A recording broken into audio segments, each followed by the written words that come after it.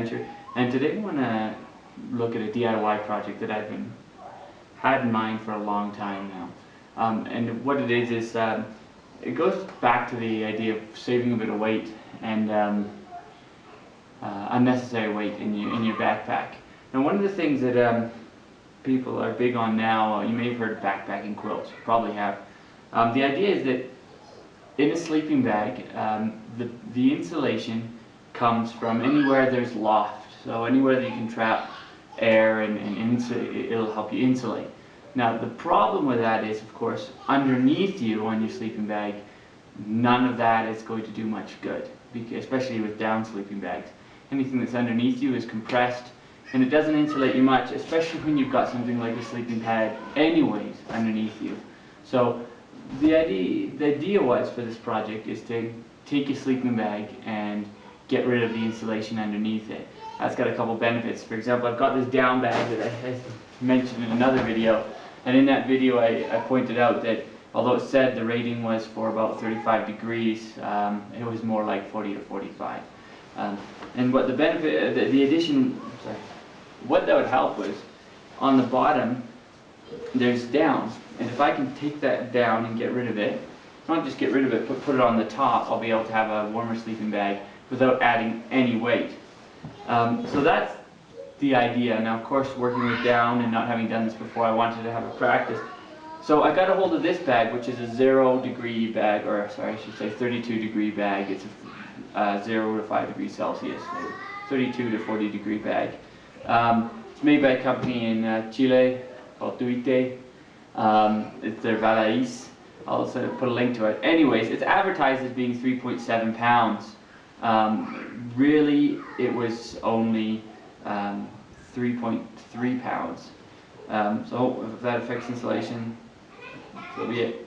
But the idea was to take this bag and cut some of the weight off by taking off the insulation underneath, and that would help me out for my down bag.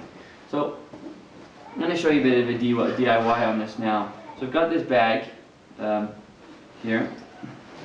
Now, just to go back on this bag a bit, just to show this how even the sleeping bag manufacturer is already thinking about this. This had double the insulation on the top and that it did on the bottom, so already they know that there's no point wasting extra insulation on the bottom. Alright, sorry, kids in the background. So what you're going to need for this, you're going to need a pair of scissors for cutting out the bottom of your bag. You're going to need a seam ripper to separate the insulation from the bottom of the bag, and you're going to need a marker. Now, I've got a permanent one here. Probably better to start with a washable marker, something that, you know, like a whiteboard marker.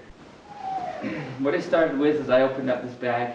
Now, what I did was, some people outside, some people the inside, but to prevent any junk from getting in the bag, I opened up the seam right here in the bag, just above where the shoulders are on the bottom of the bag.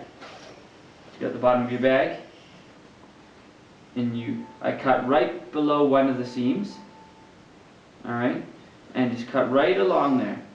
And then what I started to do is I took the seam ripper and I started pulling out the seam. Now, one of the things you'll notice in some of the bags, they'll be sewn right through, and other ones will just have a seam on one side. So I just started pulling the seams out. You got to be very careful with this type of fabric, because if you slice into it, it rips easily. This is not ripstop or anything like that. So just work your way down on the seams, and with the mummy bag it gets easier because the seams are shorter as you go down. But just work your way down to near the bottom. Now, I stopped right near where the zipper stopped. So there's a small space about this long in the bottom that has insulation, and that's just to make sure my feet stay warm. If anything gets cold, it's usually your feet. So I've done that, and then what I started to do is I started to pull out this insulation, and I just cut along the seams of the insulation without being very careful, and until I could pull it out. Now, depending on the insulation, you might be able to rip it out. Of course, this is a down bag, you do it slightly differently, but this is the result. I've taken this bag and I've pulled out 5 ounces of insulation off the bottom. So here's the bag of insulation. It's about 5 ounces. Alright, so yeah, just over 5 ounces of insulation. That's just over a third of a pound. So now I've taken a bag that was 3.3 pounds, and I brought it down to 2.9 pounds. Now the next part is where you're going to have to start measuring this. Put your sleeping bag along it and draw a line along your sleeping pad. This is a closed cell foam pad. And cut the sleeping pad so it will slide right into the bottom of your pad. That's have benefits. Not only saving weight on your sleeping bag, you're going to save weight on your pad. Now this thing only weighs 7 ounces, so it's already pretty light. But if I can save another half an ounce, another ounce or two off this, and have this fit perfectly inside my sleeping bag, I won't lose insulation off the bottom. I won't get cold, and it won't roll off my pad, which is an extra, another cool benefit. So now we're just going to go to the next step, and we're going to draw the lines on this sleeping pad with this on top. Alright, so now we have our pad here, and we have the sleeping bag on top. Now one of the biggest things that you're going to have to, the important thing, is you're not measuring the sides of the bag, you're measuring the bottom of your bag. So where that area is that you're taking the insulation out of, that's where you're going to want to draw your line. So you put that down on top. Excuse me, bud. And what's going to happen is you're just going to draw those lines along there, right underneath where the zipper is, and just work your way up. Now, after this, I'm not going to do it on this video, but I'm going to take out some of this this zipper to make it about only a quarter or a half zipper, and that's going to save some extra weight too. But that's the idea, and I'll just do that now, and then I'll turn it back on so you can see the result. Alright, so as you can see, I cut off about 1 ounce off this, adjusted it to the size, and now we're going to try it out and see if it fits inside. Now, what you should mention is that if you're one of the sleepers that rolls around a lot, this is not for you. If you're going to be rolling around in your sleeping bag, and you're going to be putting yourself,